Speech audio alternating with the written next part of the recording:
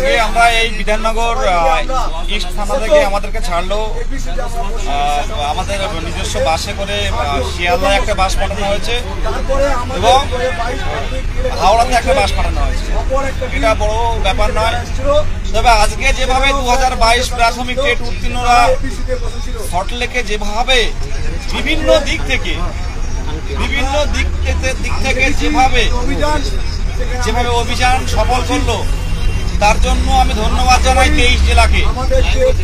2022 প্রাথমিক টেট উত্তীর্ণ 23 জেলাকে ধন্যবাদ জানাই। আমি মণিপুরা থেকে বলছি, আজকে যেভাবে আমাদের দিদিরা যেভাবে ছুটেছে রাস্তায়, পুলিশ কোনোভাবে আমাদেরকে আটকাতে পারেনি। পুলিশ যে চিন্তা ছিল, পুলিশরা যেভাবে আটকানোর চিন্তা ভাবনা করেছিল, সেটা কিন্তু পারেনি। একটা প্রথম কথা কি জানেন, পেটে খিদে থাকলে না কেউ সামনে আসতে পারে না। আমি বলতে পারি 2022 প্রাথমিক টেট পাস এমনই একটা আবেগ, এটা পুলিশ দিয়ে কোনো কাজ হবে না, কাঁদানো গ্যাস দিয়েও কোনো কাজ হবে না।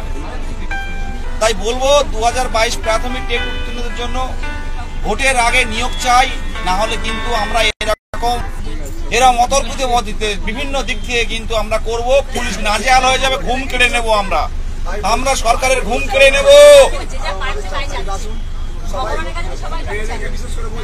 আজকে মেট্রো স্টেশনে ধরার চেষ্টা করেছিল, মেট্রো থেকে আমরা অন্য পথে বেরিয়ে গেছিলাম, সেখান থেকে কলকাতার রাজপথে ছুটতে ছুটতে এপিসির সামনে গিয়ে বসে পড়েছি আমরা। আমাদের বসতে হবে কেন? আজকে বাংলার যুবক আমরা, বাংলার সৃষ্টি আমরা। আরে বাংলার যুবক, বাংলার হবু শিক্ষককে কেন পথে নামতে হবে? আজ দেখুন, আমি ক্যামেরার সামনে দেখাতে চাইছি, আমাদের সুদীপ ছিল,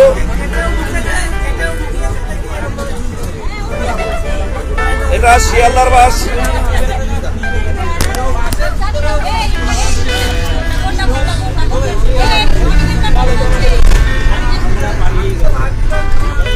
এই শিয়ালদার বাসে সবাই যাচ্ছি, দেখুন।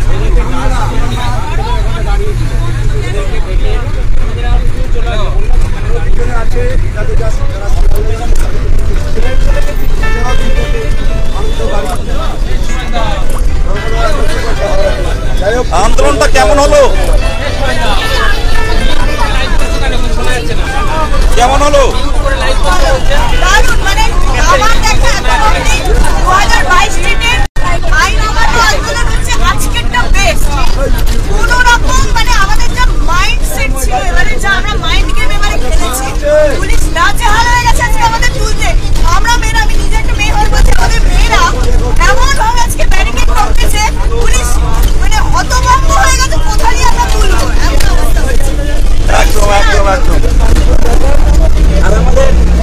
আজকে আন্দোলন কেমন হলো? পুলিশ কিছু করতে পেরেছে?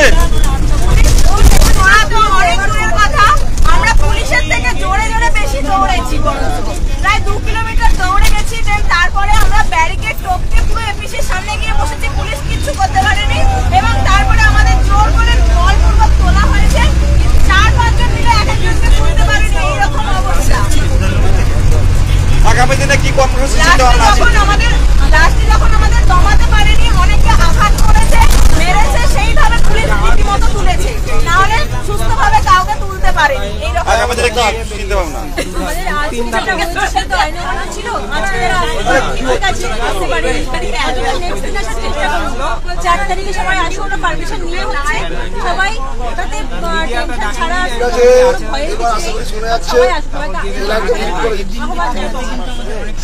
কি বলছে? সবাইকে বলবো, এরকম লাগাতার আন্দোলনের ফলেই আমাদের নোটিশ আসবে। তাই বলছে এরকম আইন আন্দোলন আর 4 তারিখে বিশাল মিছিল আছে, সেই মিছিলে আমি বলবো মেয়েদের বিশেষ করে আসতে সব জেলা থেকে, কারণ সেদিনকে পারমিশন আছে, এবং ভয় না করে সবাই রাস্তায় বেরো। যদি শঙ্খ থালা নিয়ে আচ্ছা, সবাই শঙ্খ আর থালা নিয়ে আসবে, যেভাবে বাজিয়েছিলাম ওইভাবে, তাহলে কিন্তু একটা ভালো ইম্প্যাক্ট করবে। ঠিক আছে, সরকারের কানে পৌঁছাবে। সবাইকে বলবো থ্যাংক ইউ। মই কি বলবে? দু কথা বলো।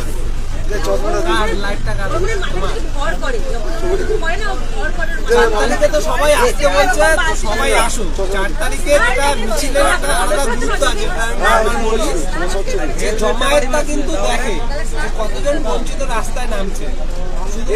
মিডিয়া কভারেজ করলে কিন্তু হবে না। আমি 10 জন নিয়েও মিডিয়া কভারেজ করতে পারি, কোথাও গিয়ে হুট করে বসে গেলাম মিডিয়া ডেকে মিডিয়া দেখাবে, কিন্তু সেটার থেকে কতজন বঞ্চিত রাস্তায় নামছে এদের সংখ্যাটা দেখে, জমায়েতটা দেখে কিন্তু সরকার ভাবে যে না এরা অনেকে সংঘবদ্ধ আছে, একসাথে এরা বারবার নামছে। তো সেই ক্ষেত্রে বলবো প্রত্যেকে মিছিলে আসো। মিছিল তো পারমিশন নিয়ে হচ্ছে, কোনো অসুবিধা নেই, মিছিলে ভিড়টা বাড়াও। ভোটের আগে কিন্তু এত কর্মসূচির সুযোগ পাচ্ছ, কর্মসূচিগুলো কিন্তু সফল করতে হবে। একদম একদম, তুমি সংক্ষেপে বলো। গত 12ই ফেব্রুয়ারির পর আজকে যারা এলো আজকে আন্দোলনে, এটা একটা ঐতিহাসিক অভিজ্ঞতা। আমি এটাই বলবো যে যত লোক সংখ্যা বেশি হবে, যত জমায়েত হবে, আমাদের আন্দোলনটা তত বেশি সাফল্যমণ্ডিত হবে। সুতরাং সবাইকে বলবো যে আগামীতে তোমরা আন্দোলনে এসে আন্দোলনে এসো। আগামী 4 তারিখ আমাদের আন্দোলন রয়েছে মার্চে, তো আমি আসতে বলবো, এটাই সবাই এসো। একদম, থ্যাংক ইউ থ্যাংক ইউ। 4 তারিখ আসার অনুরোধ, তাই তো? 4 তারিখে আসো। এমনিতে আমাদের এখন বসে থেকে তো কোনো কাজ হবে না, যতটা চাপে দেওয়া হয় ততটাই পুরুলিয়ার ছেলেপিলে ধরো, পুরুলিয়ার ছেলেপিলে আছে ওখানে ধরো না।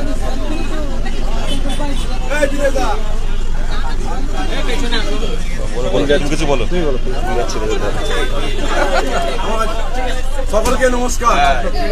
আজকে যারা আন্দোলন তাদেরকে সংগ্রামী 4 তারিখে কালা এবং সবাই কালা আর ঘন্টা সবাই নিয়ে আসবে, দেখা যাচ্ছে সব 4 তারিখ। আমরা পুরুলিয়ায় এসছি, পুরুলিয়াতে এসছি, পুরুলিয়াতে এসছি। জিন্দাবাদ। আজকে আমরা পুরুলিয়ার পক্ষ থেকে তোমরা কত রাতে বেরিয়েছিলে? আমরা বেরিয়েছিলাম কালকে সকাল মানে সন্ধ্যে 6টা 20 সময়, আর আমরা পৌঁছেছি ভোর 3টা 30 মানে 3টা নাগাদ। তারপর আমরা ধর্মতলায় ছিলাম 10টা পর্যন্ত। তারপর আমরা সেই 10টা থেকে বিভিন্ন রকমের কাজকর্ম করি এবং সেই 1টার সময় আমরা অফিস ভবন আসি। অফিস ভবন এসে নিয়ে শিয়ালদা থেকে বিধাননগর যাই, মানে 11টার সময় আমরা শিয়ালদা যাই, শিয়ালদা থেকে আবার বিধাননগর আসি, আবার বিধাননগর থেকে আমরা অফিস ভবনে 1টার সময় পৌঁছাই। সেখানে গিয়ে আমরা অফিস ভবন ঘেরাও করি। সেখানে পুলিশ আমাকে রাজপথ আমরা ঘেরাও করি এবং পুলিশ আমাদের উপর ওঠানোর চেষ্টা করেছে। চতুর্দিক থেকে আমরা মানে ঘিরে রেখেছিলাম অফিস ভবনকে।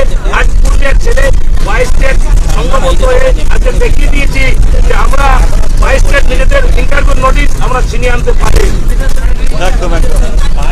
তোমরা কতজন এসছো প্রায় মনে হয়? আমরা এসেছি মোটামুটি 60 জন। পুরুলিয়া জিন্দাবাদ, জিন্দাবাদ জিন্দাবাদ, পুরুলিয়া জিন্দাবাদ, পুরুলিয়া জিন্দাবাদ, শুষ্ক শহর পুরুলিয়া, জিন্দাবাদ, শুষ্ক শহর পুরুলিয়া, জিন্দাবাদ, শুষ্ক শহর পুরুলিয়া, জিন্দাবাদ, ওয়েলকাম পুরুলিয়া। জিন্দাবাদ, জিন্দাবাদ। তোমার কাছে বলো। আজকে আমাদের মাননীয় মুখ্যমন্ত্রী আমাদের জেলা পুরুলিয়াতে গিয়েছে, কিন্তু আমরা তার ওখানে এসেছি আমাদের দাবি ছিনিয়ে নিতে। আমরা হাঁটতে পারি না, হারবো না, আমরা হাঁটতে পারি না, আমরা হাঁটতে পারি না, আমরা হাঁটতে পারি না।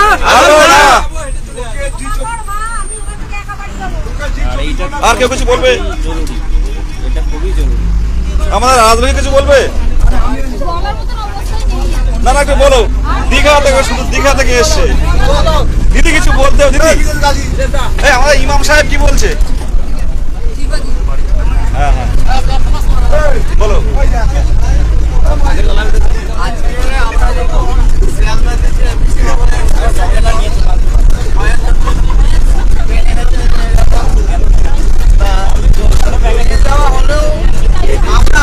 লক্ষ্য ছিল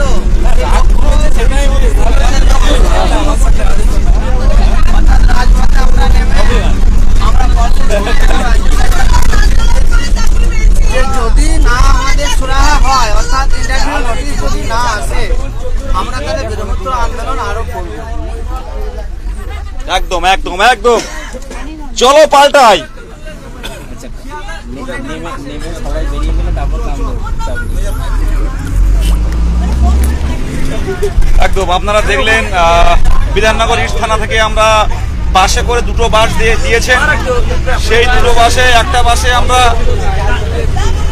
হাওড়ায় পাঠিয়ে দিয়েছি এবং আরেকটা বাস কিন্তু শিয়ালদা অভিমুখে যাত্রা করছে।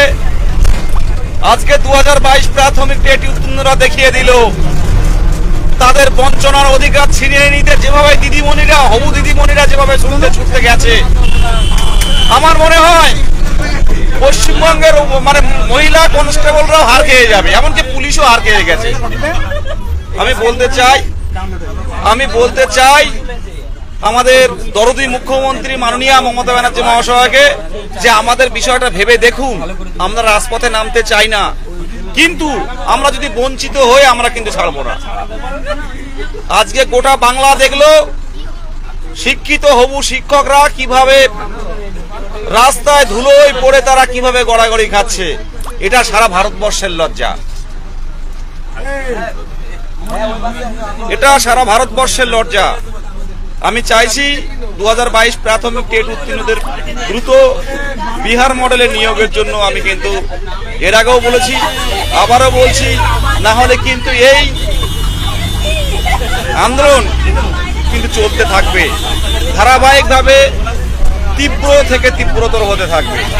আর 4 তারিখে বলবো, আপনারা 4 তারিখে যে মহা মিছিল আছে শিয়ালদা থেকে, সেই মহা মিছিলে কিন্তু আপনারা থালা নিয়ে আসবেন আর শঙ্খ নিয়ে আসবেন। আমরা শঙ্খ বাজাবো, যদি আমাদের দিদিমণি একটু দেখে আমাদের দয়া করেন। কিন্তু এটুকু বলছি, আমরা কিন্তু দয়া চাই না, হকের দাবি চাই। এই শিলিগুড়ি থেকে আমার ভাই এই কুচবিহার থেকে আমার ভাই বিকাশ সাহা কিছু বলবে। তো আমাদের 1 বছর হয়ে গেল, রেজাল্ট হয়ে গেছে, তো আমরা নোটিফিকেশনের দাবিতে আজকে আসছিলাম, কিন্তু পুলিশের যে বর্বর অত্যাচার, এই বিদেশটা না থাকলে হয়তো আমরা বাসস্টেট কি অনেকে জানতোই না, কিন্তু এই বাসস্টেটের পরিচয় করেছে ঐক্যমঞ্চ, অন্য কোনো সংগঠন নয়। এই সংগঠনের জন্য আজকে বাসস্টেটকে সমগ্র পশ্চিমবঙ্গ চিনতে পারে। তাই সবাইকে বলবো, আগামী 4 মার্চ আপনারা সবাই আসুন। আজকে যেমন উইদাউট পারমিশনে, আগামী 4 মার্চ কিন্তু পারমিশন থাকবে। আমিও আসবো, আপনারাও আসুন। একদম একদম কোচবিহার থেকে এসে আপনারা দেখেছেন যে খালি গায়ে ভিডিও ভাইরাল হয়েছে, সেই বিকাশ আমাদের সামনে আছেন। সকাল থেকে না খেয়ে মনে বাসের ধাক্কা, বুঝতে পারছেন আমরা ভাবি শিক্ষক, হবু শিক্ষক, আমরা শান্তভাবে আছি, শান্তভাবে আমরা বাড়ি ফিরছি। সবাই ভালো থাকবেন, সংগ্রামী অভিনন্দন। আর 4 তারিখের জন্য মানসিকভাবে প্রস্তুতি নিন। আর পুলিশ আমাকে হয়তো শারীরিকভাবে দুর্বল করতে পারে, কিন্তু মানসিকভাবে কিন্তু পারেনি এখনো। আমরা কিন্তু আবার জেগে উঠবো 4 তারিখ। পারলে কত পুলিশ থাকবে পাঠিয়ে দিন, সেদিন কিন্তু আমাদের পারমিশন থাকবে। সেদিন আপনারা দেখবেন শুধু আর জ্বলবেন। যত সংখ্যক ক্যান্ডিডেট আসতে পারবে তত আমরা আমাদের মাননীয় মুখ্যমন্ত্রীর সামনে দেখাতে পারবো। আপনারা আসুন, এটুকু বলবো, যারা বঞ্চিত ভাবছেন পথে আসুন। এই বলে আমি সংক্ষেপে শেষ করছি। ভালো থাকবেন, আবারও সংগ্রামী অভিনন্দন।